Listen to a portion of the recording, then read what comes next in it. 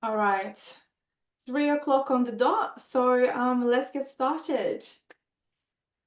Hello and welcome everyone to today's Intel session. Ever since we launched the Intel series last year, one of the most recurring topic requests from our audience has been for change management and leadership. So with this in mind, the next 4 Intel sessions will be focused on addressing these topics specifically. And kicking us off today is Shaun Jardine, who's joining us all the way from the UK. Hello, Shaun, and welcome. Morning, everybody. Oh, well, good morning for me anyway. Hello.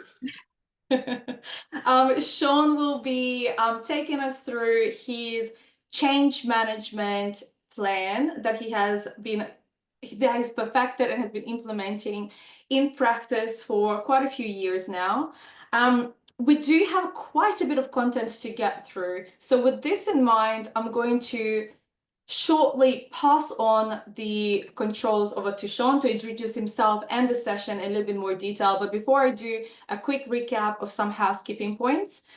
We have already had some questions come through from the audience during registrations. However, if you do have any questions for Shaun at any point during the presentation, please submit them using the Q&A button at the bottom of your screens, and we'll save those for the end of the presentation. Of course, this session is also being recorded, so please do keep an eye out for an email from Practice Evolve in the next day or two with the recording link, as well as some links to resources that Shaun will mention throughout his presentation. And then, of course, finally, please do enjoy the session. Short and sweet. And with that, Shaun, over to you. Thank you very much. And once again, hello, everybody. This is the agenda, okay? You are going to see a lot of slides, and it is deliberately slide heavy because you will need to go back to this later if you're thinking of implementing change and thinking, what was he banging on about there? So you can look at the slides again.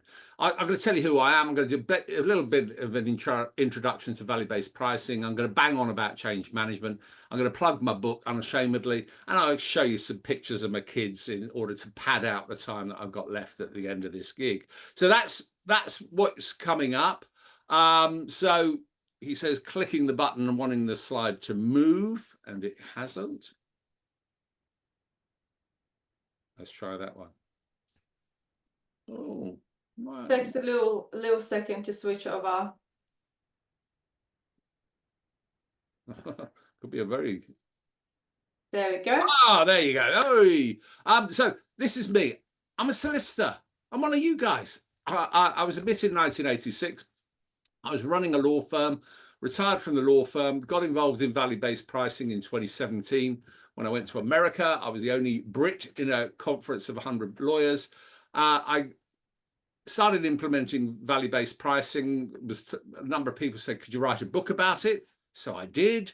And now me and Declan the Penguin, which is a metaphor for change, are consulting with firms all over the world. I've created Declan AI, which is a pricing penguin, which can help law firms implement and do value-based pricing. And I've also created something called Value Voyage, which is a digital online training course for people to work through the contents of the book effectively. I'd love to think everybody will buy 100,000 words, 400-page book, but I know everybody won't. But it helps people implement what we're doing. The big question I get asked is, Shaun, why the name? Why the name for this business? Well, actually comes from a book about change management. It's this book here. It's called Our Iceberg is Melting, and it's a book by John Kotter of the Harvard Business School.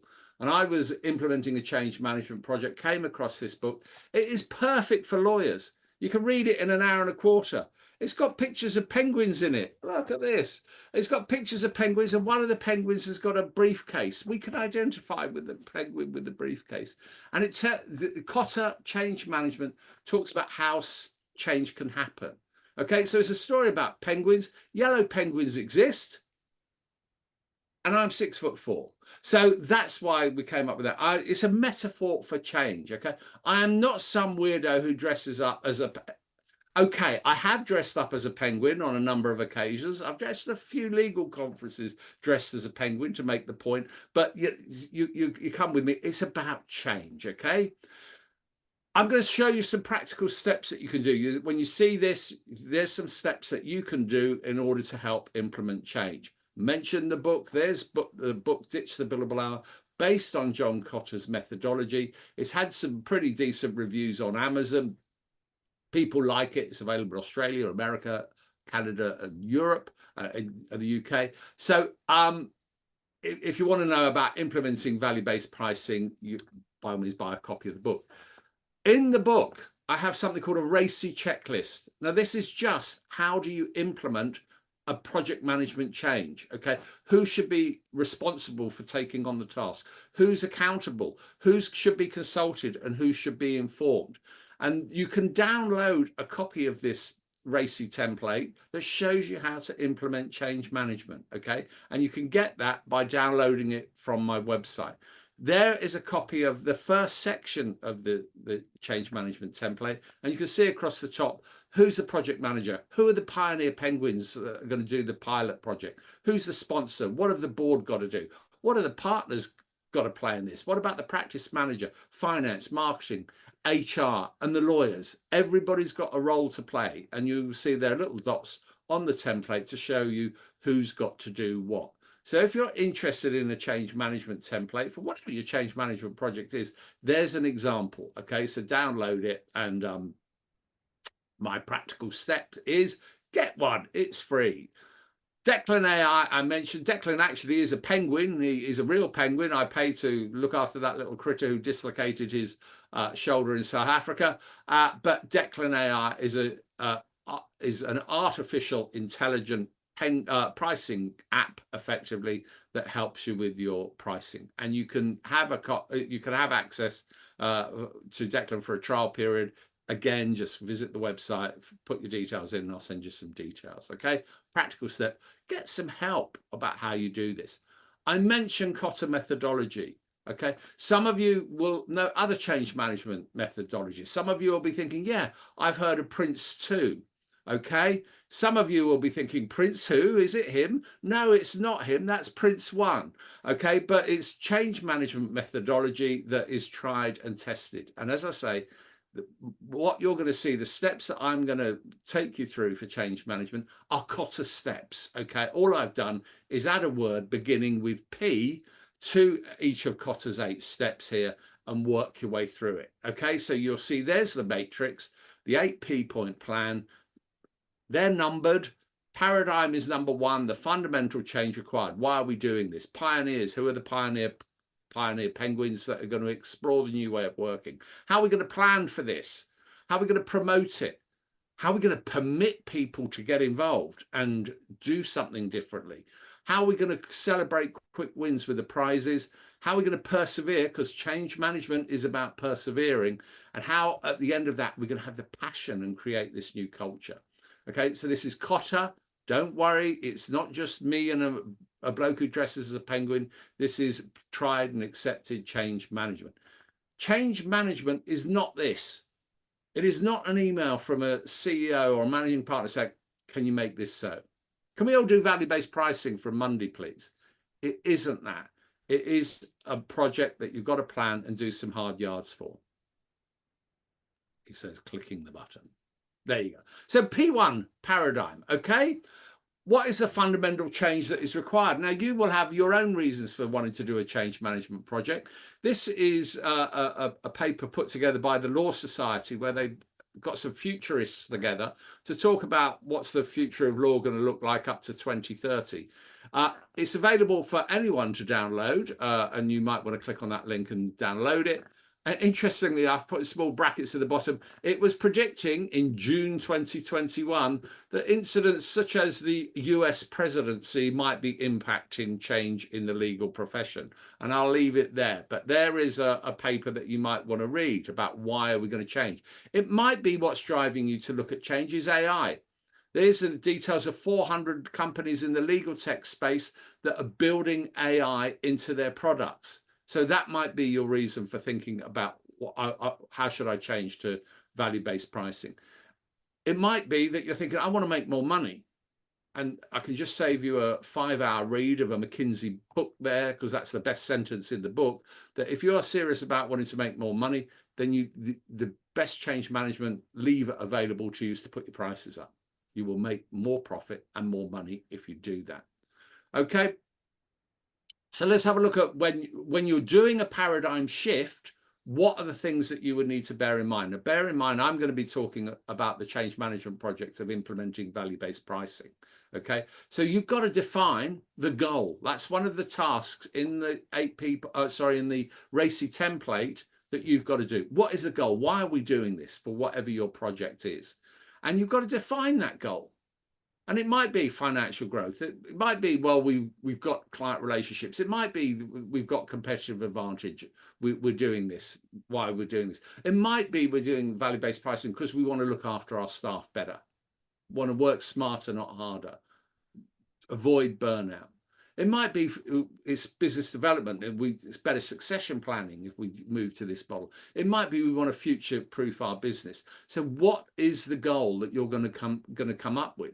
Okay, so that's your P point plan number one. What do clients buy from lawyers? What do clients buy from you? And when I ask this question, when I'm training people, they say, our expertise. I've got news for you. Our clients are not buying expertise. They're buying outcomes.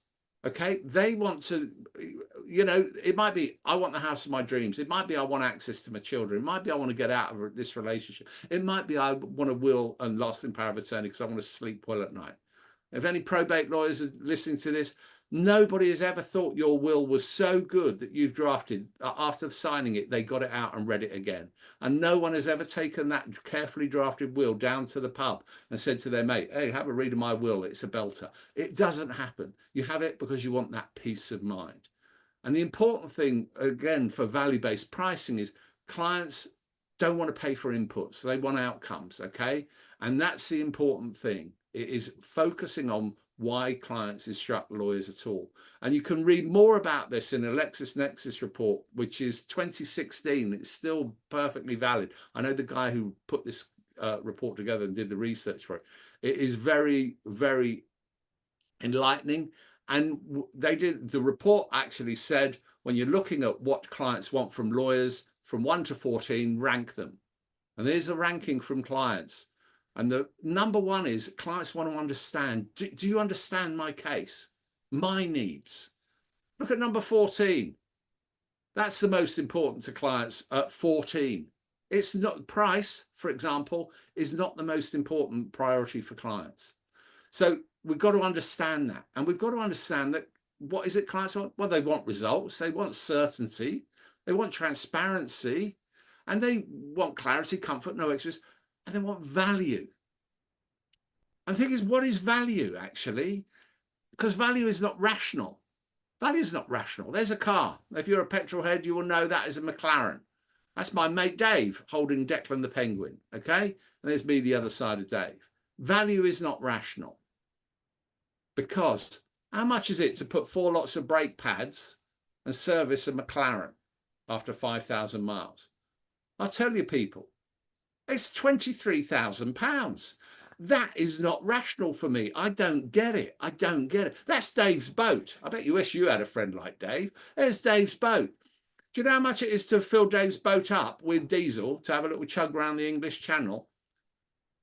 £5,000. £5,000 to go over to the Isle of Wight and have a little chug around that. It's mad. I think that's not value for me. That it's madness. And value is a feeling.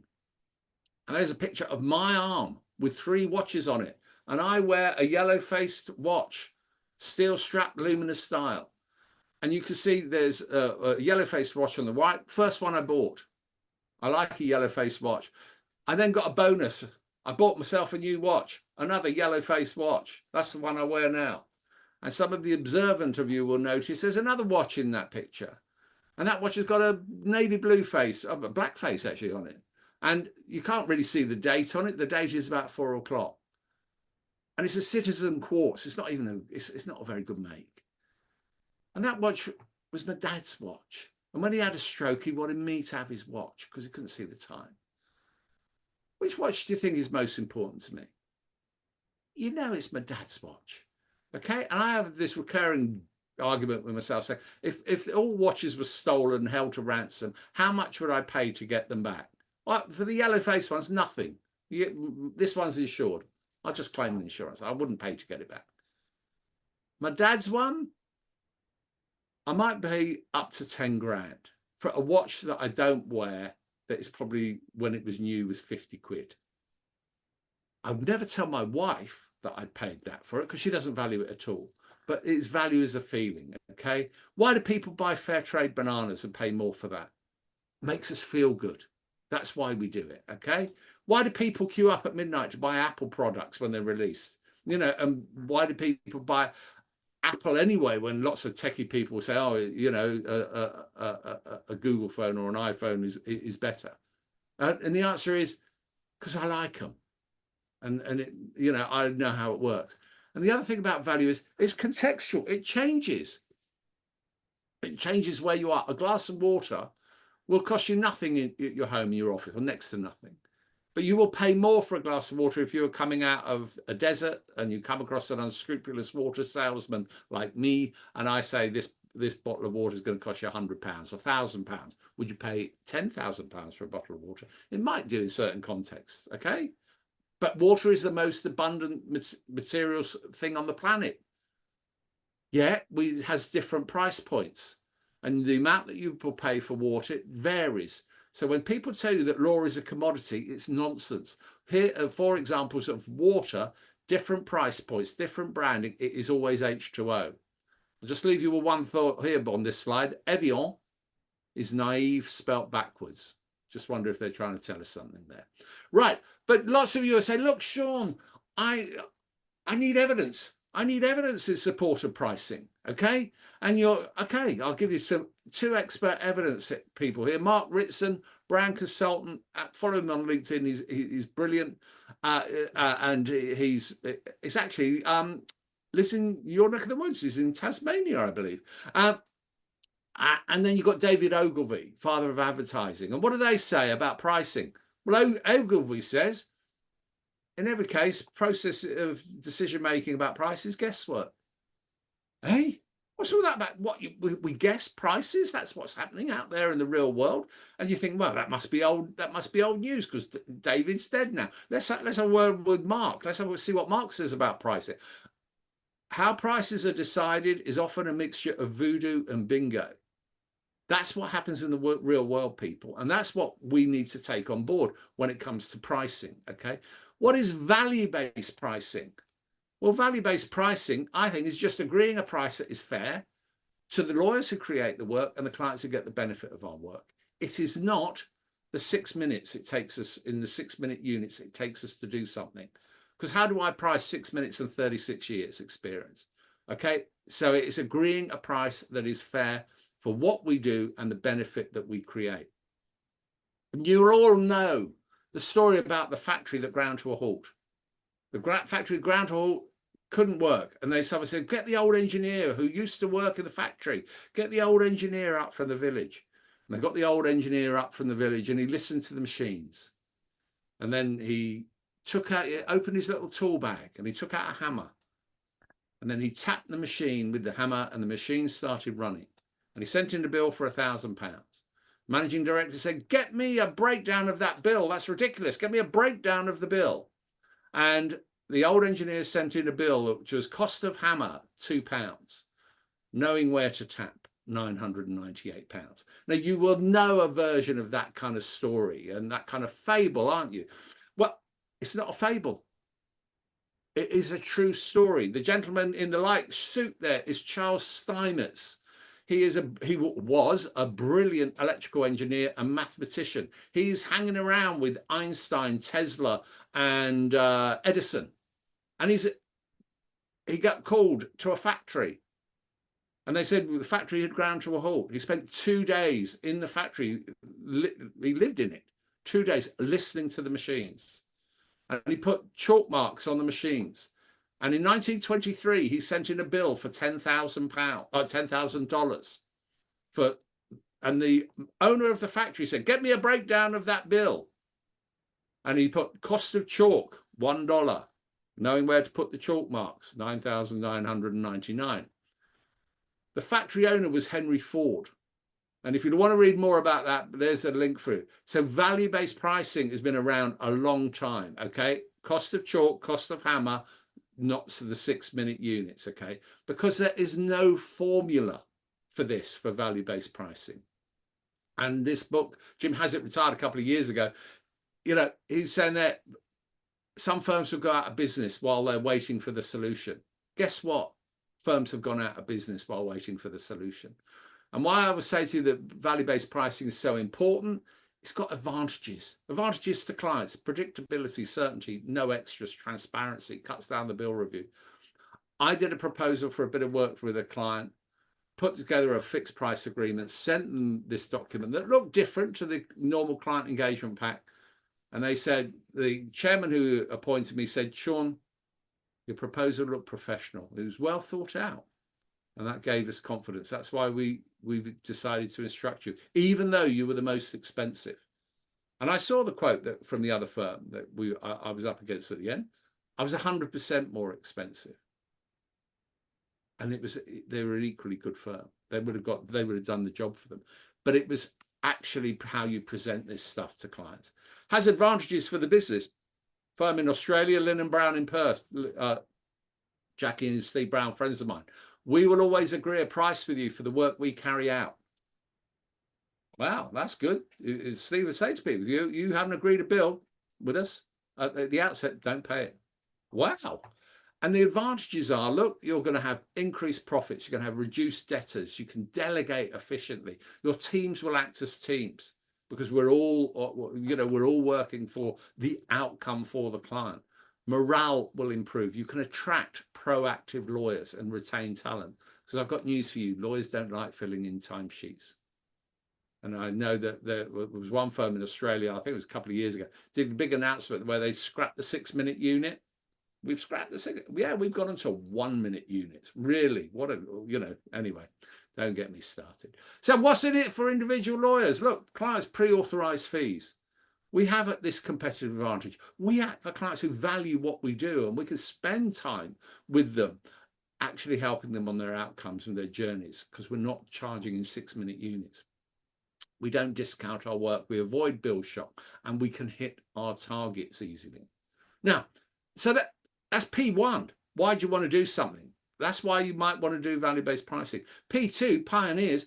Who are the people that are going to be involved in this? Let's identify our pioneer penguins. And we've got to make sure that we choose some good people. Okay? They've got to have the right mindset. They've got to have leadership qualities. They've got to be focused on client focus for value-based pricing, certainly. And we've got to think, who are these people that are going to have? And sometimes these could be younger people in our organization that are being part of pioneer groups. Now, when I work with law firms, we usually end up with about 20 people on a pioneer group project, and it can be a mix of partners, but also junior lawyers. And then we've got to select these people. We've got to anticipate the no penguins. In the book, Our Iceberg is Melting, there's a character called No. Oh, no. That'll never work round here. And you will have no penguins in your organization, and you will come across no penguins in your change management project. So we've got to anticipate these people and what's our process for dealing with them. We've then got to have a plan. We've really got to have a plan. We've got to work on this and actually work it is. Did I mention the RACI template? Yes, I did. There's a plan. You've got to create your own plan. I say within our plan, we're going to anticipate the no penguins. We've got to listen, understand, have practical strategies. That's just a step in the plan. Okay. And the note at the bottom there says, remember, the biggest naysayers can become your strongest advocates. But we've got to anticipate what's going to be said and how we're going to deal with them and how we're going to support them and how we're going to turn these negatives into positives. That's just one aspect of your plan that you're going to have. Okay. So here are some of the other bits in the 8P point plan for implementing value-based pricing. Okay. One of the items in the plan, we're going to create this template about what we need. We're going to create a vision. These are important things that we're going to do. Okay, so there we've got items in the plans. If we're going to create the template, what's it going to look like? What's it going to talk about clients? What's the scope of it going to be? What assumptions are we going to put in there in our fixed price agreement? What are we not doing? Let's tell the client up front what we're not doing. What's the pricing structure? What's the change management for when we go out of scope? How do we document that? What are we going to do? How are we going to tell you about this? All of this has to be in the fixed price agreement template, and we're going to tell them what our service standards are as well. And, you know, if we've got limitations of liability or anything like that, then we're going to create a vision. This is just an example of things of the plan. And the best, we've got to have a vision statement. Now, I asked Declan to come up with some vision statements. Okay. And I said, give me a client-focused vision. Give me an innovation-led vision. Give me a people-focused vision.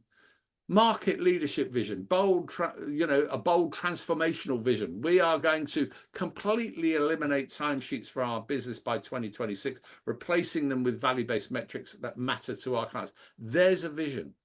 And you can come up with your vision, but you've got to have one, because you've got to be able to explain this to your troops. And when people actually say to you what's going on with the vision, you've got to be able to answer them. And the vision is something that you can explain in a couple of minutes, not 100-point PowerPoint of the vision, because people, their eyes will glaze over. P4 is about promoting. We've got to get people behind this project. We've got to communicate with them. And guess what? You've got to create a communications plan. This is where you get your marketing people involved in what you're doing, and your HR people. Because when you're going through change, guess what? Your people, some of them won't like it. And you've got to keep these communications going. And most change management projects fail because of lousy communication. Okay, so we've got to keep on at this. They'll think, oh, we haven't heard about it. They've changed their minds. They always do this. They start something and they don't finish it. That's what they'll be thinking. Your people will be thinking. Okay, so we've got to identify communications within each stage of the 8P-point plan, and we've got to think about how we're going to put these comms out, how we're going to measure and monitor them, what are the tools and channels that we're going to have for having these communications with our clients, with our people and our clients as well. Actually, we do need to communicate with our clients once we've got this project up and running and rolling out. We've got to give people authority to act. I pause there because this is really important, and lawyers are quite often bad at giving people authority to act. Okay, we've got to create a safe space for experimentation. People supporting your change management project, whatever it is, have got to be told this is not career limiting if something goes wrong. Okay, and we want you to pioneer penguins. We want you to free up time to do this, and we're going to. Lo and behold, you might think we might even reduce your chargeable target because you're going to be giving up your time to help us on this project. We want you to support that innovation, but we've got to give people this permission to do this. Now, one of the things that I'm a great fan of, and I do this when I'm working with law firms, is to do an anonymous survey about what attitudes are to pricing before we start the project. And that's really interesting when you get that data back. I'm doing a project at the moment where I've got 36 responses from partners from one law firm, all about their attitudes to pricing. Really interesting data that you can then actually play back to them, because you know that you've got no penguins in there. So we've got to actually find out what people are thinking, and then address their reports. Now, all of these things here for permission are about value-based pricing, but we've got to actually look at this. The surveys, look, they can help you uncover hidden issues. It can help you with your strategy and insights, okay? It can really help with your training, because any change management project is going to have a training implication. Your HR people will need to be involved. They've got to be involved in the planning stage, because they're going to help you roll this out. This is important stuff, okay? And we've got to get staff engagement behind this stuff. And I've got a slide here that says, look, we've got to start, when we permit people to do things, we want to be like Maisie. Now, if you're into stand-up comedy, you'll know that is a lady called Maisie Adams. She is not a lawyer, it's Maisie Adams. I work with one firm where the kickoff meeting, the Pioneer Penguins had heard the CEO say, yeah, it's okay to do this. It's okay to not treat clients all the same. It is okay for us to increase our prices. You will all be safe if you try this. Macy had heard her boss say that at the kickoff meeting. She's a residential conveyancer, and she took an inquiry from a client, and she thought, actually, this client is going to be quite difficult for this residential conveyancing transaction. Ordinarily, they would have charged £3,750, £3,750 for doing it. But Macy thought, I don't have to treat everybody the same. I think you're going to be difficult. Everything leading up to me said you're going to be difficult. I'm going to charge you another £2,000. And so she asked for £5,750, and she got it. And then next catch-up meeting I had with the client, I said to the managing partner, the CEO, I said, that was amazing what Macy was able to do there. I said, I noticed she's quite young. Is she one of your newly qualified lawyers? He said, no, Shaun, she is a solicitor apprentice. She's 19. We can all be like Macy and ask for this and do this, but we've got to permit people to do that and understand that it's not career limiting. Because if a 19-year-old in a law firm can ask for more money and get it and embrace value-based pricing, guess what? Some of the older penguins can as well. Prizes. How do we reward Macy? Okay, how do we celebrate these quick wins? Well, look, you've got to have a budget, and then you've got to start thinking in advance, part of your plan, how are we going to celebrate this? What are we going to do? Create a way of celebrating quick wins. This is part of your planning process, so that when great stuff happens, we can say, look what you're doing. Okay, really important. And you can have I've never seen it done in a law firm where you ring the bell. I've seen it done in other sales environments where someone goes and rings a bell, but what is it? What are we going to have? How are we going to have emails? How are we going to tell people about this great work that people have done? Are we going to have a Penguin of the Month award? Are we going to have pizza parties, bottles of wine, cans of beer, whatever it's going to be? Okay, but we've got to think, let's celebrate success, and we've got to communicate this. We might have even get it into formal recognition, okay, where we have annual awards, quarterly awards, staff meetings where we will say, well done to the Mazes in your organization. And then it can be part of professional development.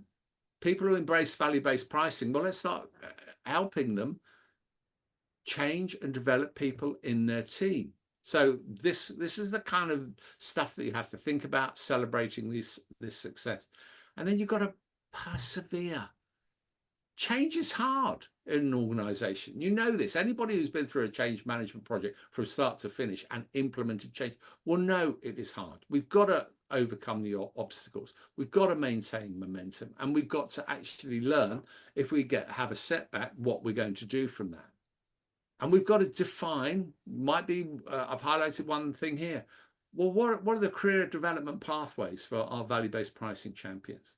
So if you want to implement value-based pricing in your organization, how are we going to say to these people who are good at it and want to do it, and we want them to, what does your career pathway look like in this organization? Part of your planning process is to think about that now. What are we going to do with these people? And so there will be loads of things that you will have to do in order to keep this change going, because you've got to persist with that. If you take career development pathways, for example, why are you going to do this? Well, we want to retain people. We want to motivate them. It's really important. We want to, if we're going to train these people, we want them to stay, and we want them to keep doing this stuff with us. We want to embed this if we have our career pathways, where we talk about this in role profiles, and we embed it, excuse me, we embed this into role profiles, that becomes part of our culture, where we are identifying the role models. We put this into our DNA of our firm, and we've got to make value-based pricing effectively business as usual. With our HR people, we're going to have competency frameworks, learning paths, all of this stuff. Continuous improvement processes. How do we look at what we've done What went right? What went wrong? How do we keep looking at all these change management projects and tweaking them? Because the value-based pricing as a journey, for example, you're never going to get it right from day one. You're going to be tweaking with it all the time. So we've got to do this stuff. We've got to build these capabilities, and we know that this is going to benefit our business. Can help us on the career pathways where succession planning. Okay, so that's important. I know lots of firms at the moment are worried about succession planning. Try and tie these people in. And again, when it comes to recruitment, if you're going to start recruiting people into your organization and you start talking at interviews about value-based pricing, good question for you all to ask next lawyer you interview. How is pricing done at your current firm? Mostly people say, oh yeah, well, we get told our hourly rate and book our time. Imagine if somebody answers that question and say, well, yeah, we implement value-based pricing here. We don't treat all clients the same, etc., etc. You might think that, hang on, that's a candidate that I want to explore more with how you do things at your old firm. Okay. And then we've got to remember that without these career paths, and this is just one line on the RACI template, okay, our champions might feel undervalued and think about moving. And we don't want that to happen. So this is just where you're thinking about one aspect of a change management program. We know it's something we've got to deal with, and we're actually at the beginning documenting the change that we've got to do, because we've got to embed this change. We've got to have the passion for creating this new culture. Remember, it's not the Jean-Luc Picard syndrome, make it so. It is talking about hearts and minds with people and changing culture. It's not this. I have sat in a room with a chairman of an organization and a CEO, and we had a meeting with all the heads of department, one by one on Zoom. And at the end of the meeting, the CEO just said, "Oh, Fred, would you mind doing this from Monday?" And I could see this guy on the Zoom call, look of horror. And he said, he heard himself say, yeah, okay, without it having been defined. He'd been asked by his boss to do this from Monday. Nothing had been defined. And it was just madness. It was madness. There was no way this was going to happen without the plan, without getting people on board, without permitting, without promoting, okay? We've got to change cultures. And whatever your change management project is, this is what you're aiming to do. You're going to change cultures. Might be moving on to a new practice management system. Can we get them on the new practice management system, adopting all the features and benefits of that system? Change the culture. And you will know when cultural change has happened, because language will change. In value-based pricing world, guess what? We start talking about value and value. We don't go on about time, non-chargeable time, chargeable time. We're not interested in time anymore. We're interested in other metrics. Could be the net profit that we create, the profit or the gross profitability of our teams, etc. We will have different vocab, okay? You will see that people talk about pricing discussions. You will see them talking about celebrating success in their organizations. You will have reduced timesheet focus. And some of you will carry on doing time recording. That's okay. You've got to establish your base costs, etc. But people will talk about pricing. They will talk about actually service level options, gold, silver, bronze, where we are creating options for clients with different price points for what we're doing. And then you know that this change is happening and it's being embedded in your organization. The other indicators, you can invest in tools or whatever these might be, but the leadership is so important. Golden rule number one when it comes to value-based pricing implementation is it's got to be led. It's got to be led from the top, and you've got to walk the walk here. And you can't have partners actually detracting from what you're saying and doing. You've got to have everybody singing from that same hymn sheet. That is really, really important in this. So you've got to invest in this process. Change slide. You will find changes happening when your clients' feedback scores are different. If you don't believe me that clients want value-based pricing, ask them. Say to them, would it be of interest to you if we could give you 3 price points for a piece of work and you choose which one is of interest to you? Clients will say yes. Okay. And all of a sudden they're going to think you're different. You will get fewer complaints from clients. If I agree a price with you for £5,000, I send you a bill for £5,000. We're not going to have a dispute about fees. Doesn't matter. That only took me an hour to do it. We agreed a price for £5,000. You're happy, I'm happy. I could say, one example that I did with a client, which is where we offered them, I was the second pair of eyes on this pricing project. We offered the client 3 options for employment contracts in an organization. First option was, we'll send you some PLC LexisNexis precedents. You fill them in, we'll check your homework, £2,000. We will do it for you in 3 weeks' time, £5,000. We will do it for you tomorrow, £8,000. Client chose the £8,000 option. Client delighted. Absolutely didn't know we could have it tomorrow. Didn't matter. They weren't concerned. They were paying more. Could they get it cheaper? Yes, we told them cheaper, but you've got to wait. Client was happy to pay 8,000. Was the client happy? Yes. Was the lawyer happy? Yes. I'm going to do half my monthly target tomorrow. Were the equity partners happy? I really hope so, because actually we've just removed the artificial limit on the earning capability of that lawyer by implementing value-based pricing. Okay, so these are the scores or the metrics that will show that change has happened. And true cultural change, when it becomes that's just how we do things around here. And you've got to work at it. And you will know that if that change is happening. Because if you do this stuff, look, the future is so bright, you've got to wear shades. Okay, that's a reference to a Tim Buck 3 1980s band. If you got it on Spotify, future so bright, you've got to wear shades. Okay, so that's why you want to do this. So some final practical steps, my friends. Get a copy of my book. Okay, it'll show you how to do this stuff. All right, get a copy of the template. You can download that for free. It will show you how to implement change, the steps, the 8P point plan, the headings for whatever change management you're doing.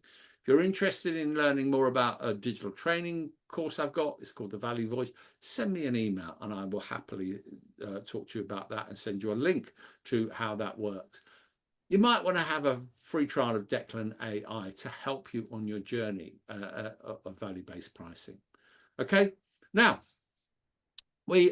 I asked Declan for some questions, because I know we're going to do some of your questions in a minute or two, but I asked Declan, I said, Declan, I'm doing a webinar, it's aimed at lawyers. What are some of the questions that these lawyers may have, and what are the answers?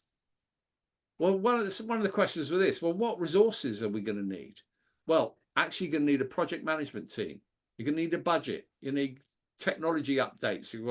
You might need external support or mentoring. You've got communication. You've got a permission. You've got to free up your people. These are the things you need to be thinking about. How do we handle resistant team members, the no-nos? Okay, well, we're going to identify our change champions, our pioneers. We're going to provide clear communication about why they're part of this project, what we're aiming to do. We're going to train them and have visible training for them. And then we're going to create safe spaces for concerns where we actually search out the no penguins. We don't want them as part of the pioneers group. We don't. And it's important that you don't put them on that. But then we've got to be able to work out how we're going to communicate, address the concerns, anticipate the concerns, and how we're going to celebrate the early wins, because we want to demonstrate this change is happening. What about partners who refuse to participate? Well, let's work on the good ones first. These are the willing ones are going to be part of our pioneer group. And there, once we get celebrating the success and communicating this, the other partners, some of the no partners, be looking up thinking, okay, how do I get some of that action? How can I get involved in this? And they might be second wave of penguins or something like this. But we've got to demonstrate this success and let peer influence work naturally. When I was rolling out a pilot at my firm, I had a partner, the litigation partner. I was a litigation lawyer, and she was a no penguin. I couldn't involve her in the Pioneer project at the beginning. But once I started demonstrating to her and getting her work and pricing her work, and she was being able to see that she could charge so much more, she really got on board with this. And she's now very evangelical about value-based pricing, but she had to be shown a pathway, okay? And leadership and support is vital. How long will value-based pricing implementation takes? Look, it could be anything up to 18 months, a couple of years for full implementation and cultural change, but you can see results within 3 to 6 months. Macy, okay, asked for her £2,000 within 2 weeks of the first meeting. You will see a result because you will empower your people to do something different, and you will never get that pump fist price unless you ask for it. But you've got to create an environment by permitting and promoting and helping your people say, yeah, okay, I'll have a go at this when you want to implement it. And then should we implement all at once or gradually? Well, the answer is depends on the size of your firm. I'm dealing with a small firm at the moment. There's only 4 lawyers in it. Well, we might as well just go big bang with 4 people in the organization. Actually, if the biggest firm I'm working with is 54 million turnover with about 400 people. Guess what? We're not going big bang with them. We're going to do it as a little pilot and then start proving the concepts, and then we'll start rolling out later on. Right. I promise you a picture of my kids before I come to your questions. Okay, look, folks, here's my babies. Okay, it's Alex and Rebecca, my daughters, and Alex, you know, she's going to say to me, she said, Daddy, did you do your webinar today? And I'm going to say, yes, I did. She said, Daddy, did they like what you said? And I'm going to say, I think they did. I think they did. She said, Daddy, did you talk about Declan, the penguin? I say, yes, Alex, I did. And she's going to say, Daddy, at the end, did they give you a big virtual round of applause? So, ladies and gentlemen, this round of applause that you're about to give me, it's not for me. It's not for me. It's for my little girls. Okay, that's it from me. I should point out they're a little bit older now, my girls there. But I don't know if we've got any more questions, Irina. Thank you for that, Shaun. Appreciate that. Loads of detail in those slides as well. So it is a good thing that we're making those available on demand. But I do encourage everyone that jumped on to go and download that checklist because it definitely sounds quite useful. Yes, let's get down to questions. Before I do, you did reference how important leadership is in terms of actually driving a change management project. Yeah. With that in mind, I just want to let everybody know that we've actually got I believe a friend of yours, Shaun, Simon Tupman, who's based in New Zealand. He's doing a session for us on leadership next month on the 8th of May. And he is talking about different types of leadership, from self-leadership to team leadership to firm-wide leadership and much more. So if you're interested in joining the session, please do so. I will include those details in the follow-up email with Shaun's link recording, as well as all the other resources that you've been through. Yeah, Simon's well worth tuning in for. He's written a number of books on leadership. His latest one is called The Heart of the Practice or something like that. He's a Brit. He's sent you a copy of the book. Sure did. I'm halfway through it, and it's actually quite interesting. Easy read. Yeah, no, it is. It's lots of interviews with law firm leaders. It's a good read. So yeah, it is all about leadership. Change management. You will not implement value-based pricing unless your leaders lead this project. That's right. All right, so I've got a few questions for you, Shaun. Okay. First one being, how can senior lawyers be encouraged to change and younger lawyers empowered to help? Right, that's a really, really good question. Now, look, we know that in organisations, law firms are very hierarchical. You know, I like books. I've got loads of them behind me. Here's another book for you people. This is another book by John Cotter. It's about the 8P point plan, or his 8 stages of change. But this is about how people further down the hierarchy can influence change up. So our iceberg is melting is about penguins and change being led by leaders. This is about meerkats and elephant dung, and it's a group of people in the meerkat colony, the characters are, about how they can influence change further up. And it is difficult where if you think it is, well, we need younger lawyers, you might be a younger lawyer listening to this presentation thinking, yeah, how am I going to get some of the older partners to get on board with this? And the answer is, again, it's part of your plan. It's part of your plan about how we're going to do this. But this is a great book, and you will hear people say, oh, that's not how we do it here. That's not how we do it here. And this is a book that will help you with your change management journey and influence change up the scale. So again, it's so how do you do it? The answer is you prepare and you plan, and then you start demonstrating with the same way that we can demonstrate success. But you've got to get people on board with this. And again, it's still leadership. Comes back to leadership. Thanks, Shaun. And how do you drive change in teams who are too busy to engage? Okay, a common question. Okay, oh, I haven't got time for this. Well, you've got to make time for this. Implementing a change management program has got to be a strategic objective for whatever it is, whether it's a UK management system, whether it's value-based pricing, whether it's an office move or a merger. We've got to make time for this. And you can't expect people to carry on doing their day jobs and then say, oh, by the way, I'm just going to overlay a change management project on you as well to deliver that. You're going to get burnout. And my surveys, when I survey law firms, talks about what are issues in your firm. Burnout is always very high on the list there. So we've got a plan for this. If we're going to actually help people free up, we're going to free up time. When I implemented a change management project, I said to about 5 people, you're part of my Pioneer Penguin group. You're going to be meeting with me every other Wednesday morning for the whole morning. We're going to be setting homework. And guess what? I will reduce your targets, your billable targets on this, so that you haven't got to think, oh, you know, all this stuff that Shaun's going to make me do, I haven't got time to do. So we've got to plan to be able to do that. Because guess what? If you don't, people won't do it. And they'll say, I haven't got time to do it. And it's so important, coming back to leadership again, that the leadership anticipate this. Because if you don't, it's going to fail, because people will be thinking, well, how can I do my job, hit my targets, do all this other stuff? And now they've just dumped another project on me and I can't do it. And all that happens is people get demotivated and they're going to decide they've had enough and they're going to leave. And we don't want that. So it comes back to the plan.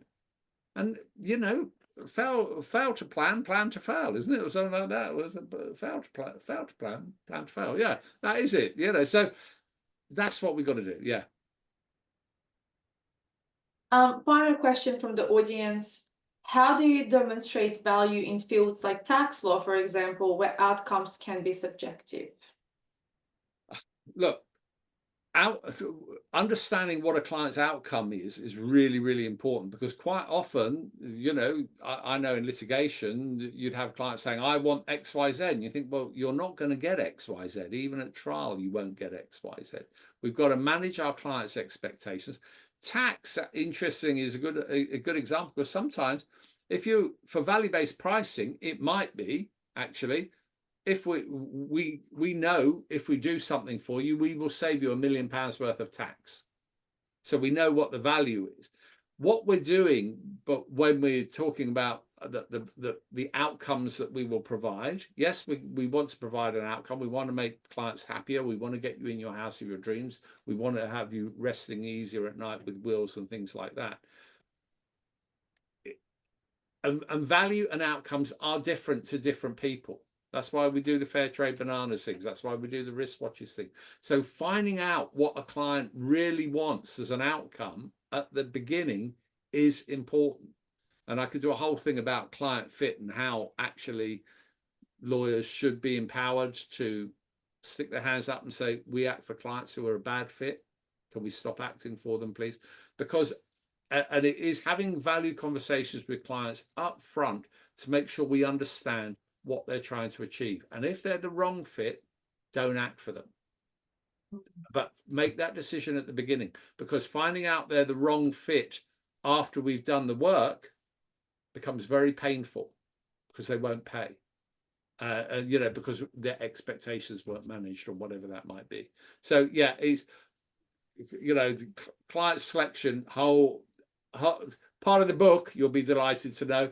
But yeah, we could do a whole hour just on that. And one exercise that would encourage people to listen, or any listeners to do with your teams, ask them all to write down the name of 3 clients they'd like to sack, and then you will find there is quite a consistent name. The same names will come up, and it will be clients who don't respect what we do, are nitpickers, are rude to us, you know, difficult to deal with. And then the management challenge is, so what are you going to do about that then? Comes back to leadership. I've actually got a question for you, because I love hearing real life examples. But what is the change management project that comes to mind first for you that you've helped implement? Oh, Any memorable examples? oh, it is, you'd be surprised at that. It is the value-based pricing stuff, because I'm doing this every day. I'm coming across the Macy's every day.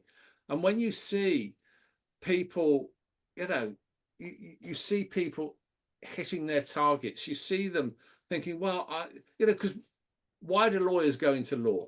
Okay, usually the answer to that question you get is because I want to help people. I just want to be able to help.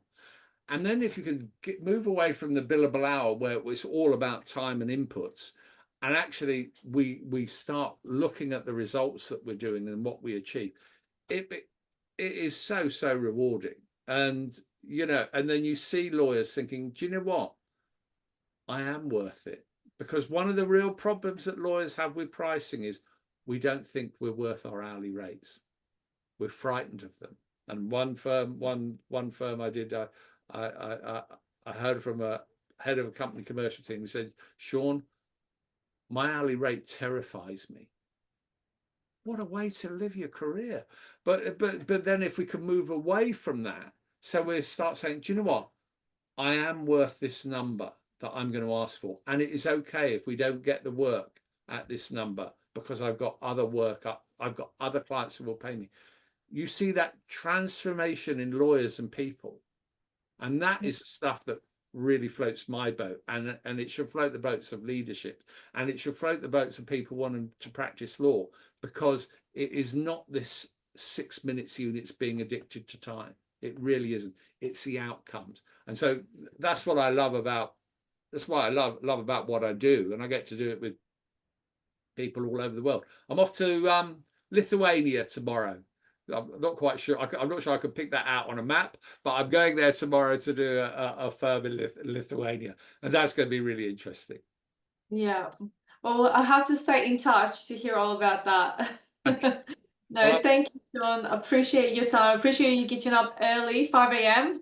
yeah, your pleasure. time to join us today. And yeah, everyone keep an eye out for the email from Practice Evolve in the next day or two, most likely Monday. Please do keep an eye out on Simon's session as well. Shaun, I hope you can join that. Also, if not, I will send you the recording. You're not getting me to get up at 5 a.m. Twice in the same month or whatever it is, but yeah, I might. But if I'm not there, I'll certainly come to the recording. And I will also encourage everyone here to connect with you on LinkedIn if they have any specific questions around change management or pricing as well. Then please do connect with Shaun. I'll make sure that link is in the email as well. Brilliant. Okay. All right. Thank you so much. Thanks for Appreciate having me. it. Good luck, everybody. Bye-bye. Have a great day.